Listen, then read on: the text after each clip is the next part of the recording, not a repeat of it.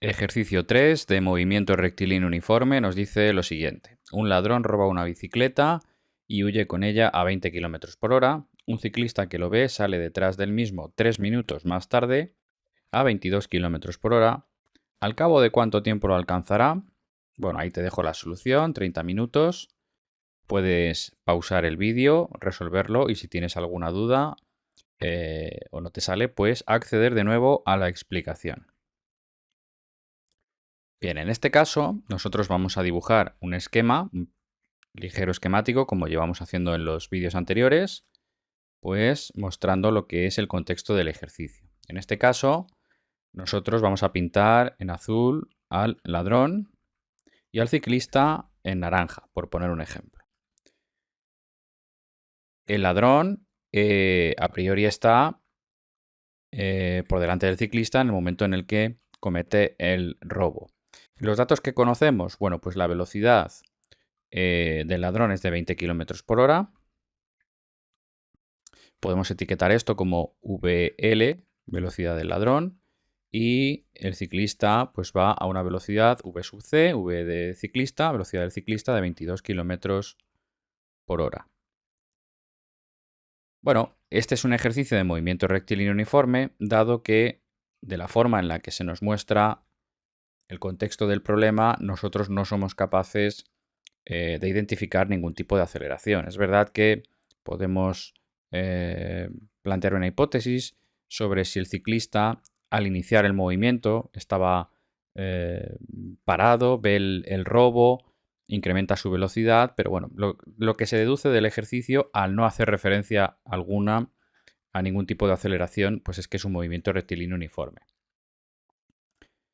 Expresión que vamos a utilizar, pues dado que se nos comentan datos como la velocidad, espacio recorrido, tiempo, ya conocemos, espacio final, espacio inicial, más velocidad por el tiempo, o tenemos la alternativa que es más práctica porque aquí el espacio inicial realmente pues no casa muy bien con el contexto del ejercicio, tenemos la expresión básica de la velocidad como la razón entre el espacio y el tiempo. ¿De acuerdo? Entonces, en este caso, como el contexto del ejercicio nos invita a pensar, y así es, que el ciclista alcanza al ladrón, es decir, que se van a encontrar en un mismo espacio final, pues nosotros sabemos que el espacio final recorrido por ambos va a ser el mismo. ¿De acuerdo? Entonces, nosotros podemos decir que la velocidad, que el espacio del ladrón va a ser igual a la velocidad del ladrón por el tiempo del ladrón y que el espacio del ciclista será igual, que, insisto, va a ser el espacio recorrido por el ladrón, será la velocidad del ciclista por el tiempo del ciclista. Como digo, estos dos espacios van a ser iguales, ¿vale? Dado que el espacio que recorre el ladrón es igual al espacio que recorre el ciclista, pues nosotros sabemos que estas dos expresiones de aquí, dado que esto de aquí va a ser igual que esto, pues podemos determinar que esta expresión tendrá que ser igual a esta, ¿vale? Eso significa que tendría la velocidad del ladrón por el tiempo del ladrón será igual a la velocidad del ciclista por el tiempo del ciclista. Y ahora aquí se abre, digamos que la parte importante del ejercicio, que es pensar en los tiempos, ¿de acuerdo? ¿Qué es lo que sucede con los tiempos de ladrón y ciclista? Las velocidades sí que las conozco. El ladrón va a una velocidad de 20 km hora y el ciclista va a una velocidad de 22 km hora. Entonces yo tengo que expresar los tiempos con la misma notación, con la misma variable. Si yo utilizo una notación t en el tiempo del ladrón, tengo que ser coherente y consistente a la hora de expresar el tiempo del ciclista con esa t. Como el ejercicio me dice que el ciclista sale 3 minutos más tarde, yo no puedo especular y decir, bueno, pues el ciclista será t más 3, porque sale 3 minutos más tarde. Eso lo tengo que razonar. Y yo siempre os aconsejo que pongáis un ejemplo, porque a veces si lo hacemos atendiendo a la literalidad del enunciado, nos vamos a equivocar. Por ejemplo, si el ladrón llevase 10 minutos de recorrido huyendo, entonces tendremos que entender que el ciclista va a llevar 7 minutos de recorrido, porque reacciona 3 minutos después a la persecución.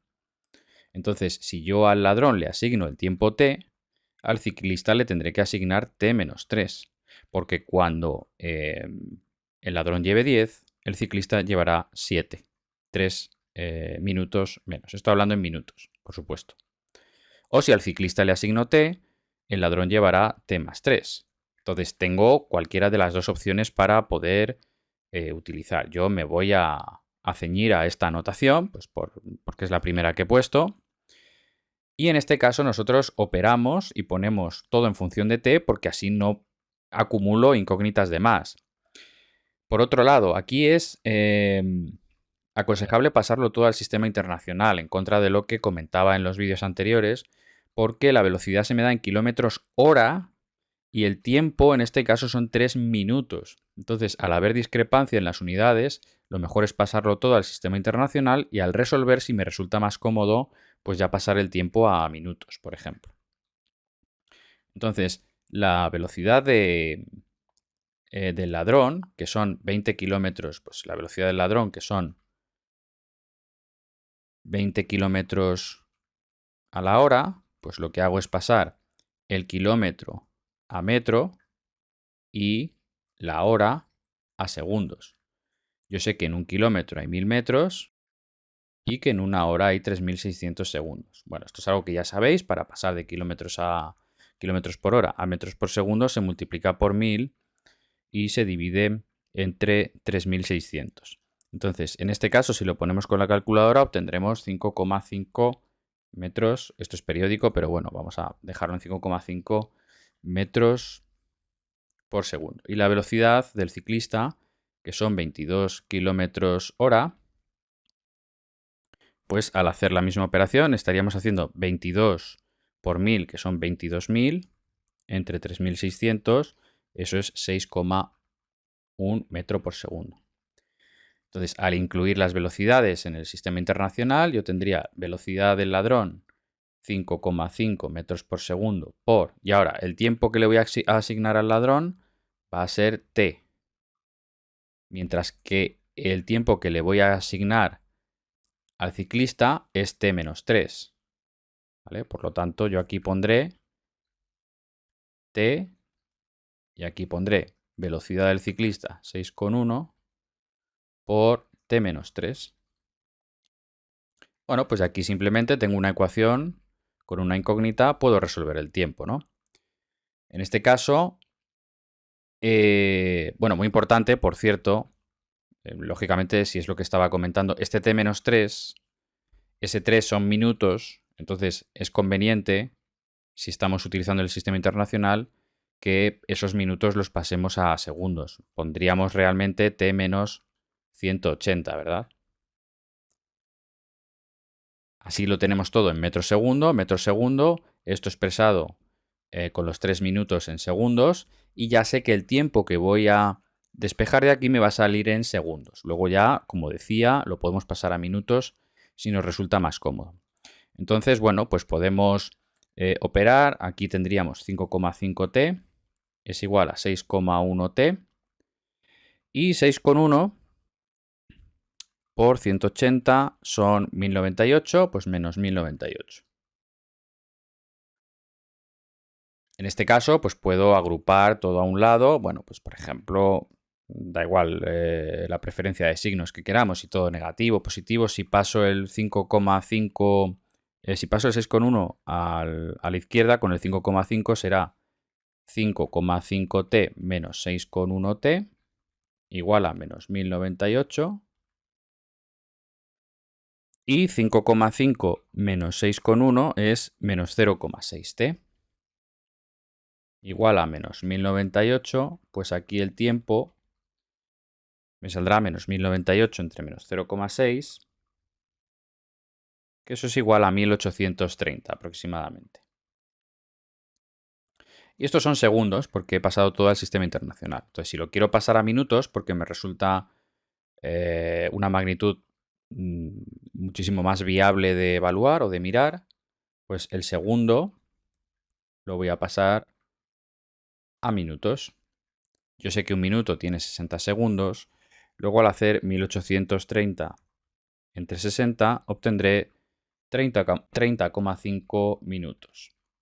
Bueno, muy probablemente este 0,5 me salga por no haber hecho o no haber incluido quizá la parte periódica de la velocidad al pasarla a metros por segundo. Por eso quizá pues el ejercicio, al dar la solución de manera aproximada, dice 30 minutos en la solución, ¿no? Aquí como viene indicado. ¿De acuerdo? Este es un ejercicio muy interesante, donde vemos que utilizamos una expresión bastante fundamental de la velocidad para movimiento rectilíneo uniforme y donde tenéis que controlar muy bien el apartado de la asignación del tiempo, ¿vale? Cuando hablamos de que alguien sale más tarde o que alguien sale más temprano, saber gestionar yo creo que es bastante viable con una tablita de qué forma ponemos el etiquetado en cada caso y es un ejercicio muy interesante también para practicar el manejo de las unidades en el sistema internacional y ver cuándo es aconsejable utilizar el sistema internacional y cuándo no. En este caso sí era bastante interesante utilizar el sistema internacional. Bueno, pues te dejo una tarjetita para que accedas al siguiente ejercicio de MRU. Y si has accedido a esta colección de problemas mediante la lista, el ejercicio número 4 será el que salga a continuación.